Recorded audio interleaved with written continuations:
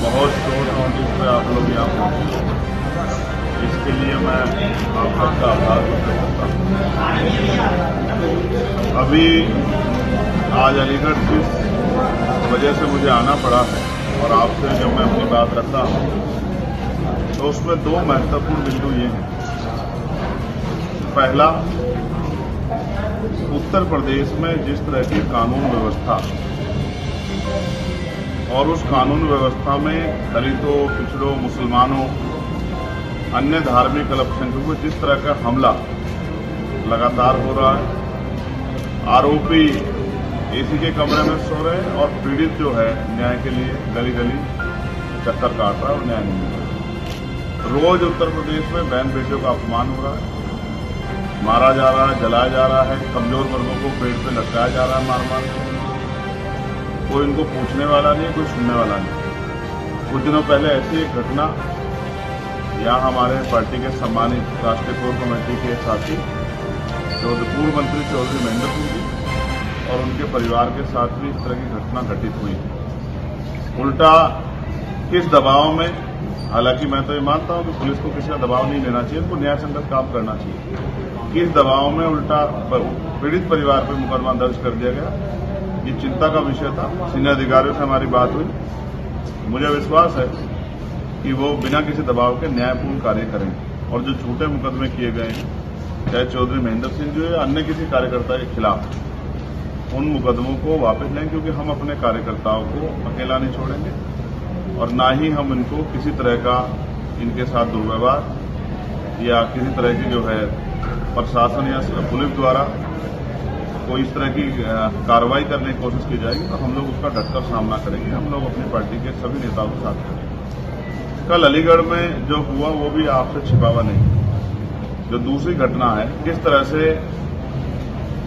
3 मुस्लिम बच्चों को पीटा गया, ये भी 4, और ये भी एक सच है कि उन्होंने अपने कागज भी दिखाए, जहां से वो लेके आए वहां की पर्ची भी दिखाई।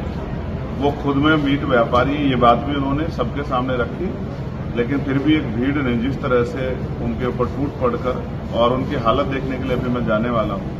अभी जब हम सीधे जा रहे थे तो पता लगा था कि डॉक्टर उनको चेक कर रहे हैं, इसलिए मैंने सोचा कि थोड़ा सा रुक जाते हैं। उनके सरों पर जिस तरह के घाव हैं, जिस तरह मुझे पार्टी के पदाधिकारी द्वारा बताया गया, उनके बॉडी पर जिस तरह के निशान है, जिस तरह की मारपीट उनसे की गई, मैं ये मानता हूं कि ये कानून व्यवस्था पे एक बहुत बड़ा धब्बा है। ये भी बताया गया कि पुलिस की मौजूदगी में सब चीजें हुई। अगर आप ये सरकार भीड़ द्वारा व्यवस्था चलाना चाहती है तो ये संविधान पे बहुत बड़ा हमला है। कानून व्यवस्था की चलाने की जिम्मेदारी एडमिनिस्ट्रेशन पे, पुलिस पे और सरकार के ऊपर है। कोई भी भीड़ किसी को मार दे, पीट दे, हालांकि सत्य है कि उन पर कार्रवाई हो जाएगी, लेकिन उन बच्चों को कहां से वापस लाएंगे, उनके परिवार का क्या होगा। पिछली कई ऐसी घटनाएं हुई हैं जहां धर्म के नाम पर, जाति के नाम पर या मीट के नाम पर लोगों की हत्या हुई है। हमारी पार्टी, हमारा संगठन इस बात से सहमत नहीं है। मैं उस घटना का पुरजोर विरोध करता हूं और उन परिवार के साथियों से जाकर मिलूंगा, उनके इलाज की जानकारी लूंगा और क्या कार्रवाई प्रशासन उसमें कर रहा है, पुलिस कर, इसकी भी जानकारी लूंगा। और जो आरोपी हैं उन पर सख्त से सख्त कार्रवाई की जाए, इसके लिए भी जो है पुलिस प्रशासन से और सरकार से मांग करूंगा, क्योंकि आज उनके साथ है, कल किसी और के साथ होगा। अगर हमने इस हिंसा को नहीं रोका, भीड़ द्वारा जो भीड़ की शक्ल में जो हिंसा की जा रही है, इसको नहीं रोका तो कल किसी की भी जान को नुकसान हो सकता है। आप भी पत्रकार साथी हैं, आप भी जनता की आवाज उठाते हैं। किसी दबंग को, किसी सामंत को पसंद नहीं आया तो आप पे भी हमला कर सकता है। तो ये लोकतंत्र और संविधान पे जो हमला है, इस पर चुप रहना, इसको बढ़ावा देना, इसलिए दोनों घटनाएं चिंता का विषय है। और हमारी पार्टी का स्टैंड है कि हम किसी भी अन्याय पर चुप नहीं रहते, हम इस अन्याय का मुकाबला करेंगे। सड़कों पे करना पड़ा सड़कों पे, और जब पार्लियामेंट चलेगी, पार्लियामेंट में भी इस अन्याय के खिलाफ हम लोग जोर शोर से आवाज उठाएंगे। हमारा जो धर्म है वो संविधान है, संविधान के आधार पर प्रदेश और देश चलना चाहिए। कानून व्यवस्था अच्छी होनी चाहिए, रोटी कपड़ा मकान की व्यवस्था होनी चाहिए, अच्छे इलाज की व्यवस्था होनी चाहिए, जो कि उत्तर प्रदेश में तो दिखाई नहीं देती। मैं इसी बात के साथ अपनी बात को खत्म करता हूँ। और कोई आपका सवाल? अध्यक्ष जी, एक यूट्यूबर के साथ में भी उसी क्षेत्र में मारपीट की गई, उनका ही वीडियो सोशल मीडिया पर वायरल हुआ, वो भी दलित समाज से आते थे और लिहाजा पुलिस ने कहा कि छेड़छाड़ का मामला है, फिर जेल भी भेज दिया गया। मैं फिर आपको स्पष्ट कर दूं, मैं भीड़ द्वारा हिंसा की बात आपसे क्यों कह रहा हूं? अगर किसी ने कोई अपराध किया तो पुलिस उसको गिरफ्तार करे, कोर्ट उसको सजा दे। लेकिन सोचे कल अगर कोई और जो है इस अपराध को, इस तरह के अपराध को किसी पर आरोप लगा के, क्या आरोप लगा के आप किसी को पीटने का ठेकेदारी ले सकते हैं? आपने आरोप लगाया, आप कोर्ट है क्या? आप पुलिस है क्या? आप जज है क्या कि आप ही तय कर दो कि सजा क्या होगी?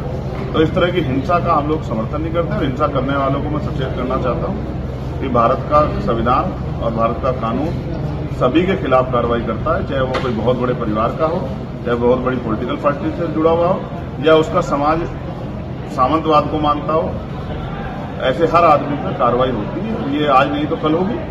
ऐसा तो नहीं कि हमेशा सरकार एक ही बनी रहेगी। लोकतंत्र में जनता जिसको मौका देती है वही आगे बढ़ जाता है। हमने इन दलों को पीछे हटते भी देखा है। तो अब जनता आजाद समाज पार्टी की तरफ भी देख रही है। आजाद समाज पार्टी का 2 सीटों पर लड़के सांसद भी बना है।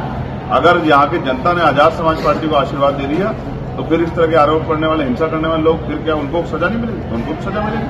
हम कानून को मानने वाले लोग हैं, संविधान को मानने वाले लोग हैं, बहन बेटियों का सम्मान करने वाले लोग हैं, न किसी इस तरह की घटना का समर्थन करते और न ही इस तरह की मारपीट को, हिंसा को सही मानते।